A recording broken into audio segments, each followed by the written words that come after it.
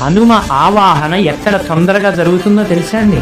అరటి చెట్లు మీరు బాగా కట్టి అరటి గెలలి వంగి ఉండేటట్టుగా అలంకారం చేసి అప్పుడు హనుమ జయంతి చేయాలి. నేను ఇవాళ మీరు అడిగారు కాబట్టి ఒక పరమ సత్యం చెప్పేస్తున్నాను. హనుమ తొందరగా ప్రసన్నులైపోవాలంటే ఎక్కడ చేయమని చెప్పిందో తెలుసా అండి? పరాశర సంహిత.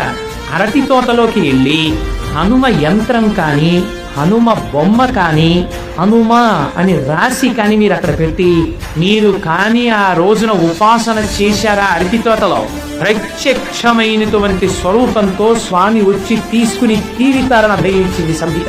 అన్నిటికన్నా ఆయన తొందరగా ప్రీతి దేని వల్ల పొందుతారో తెలుసా అండి? అరటి పండు.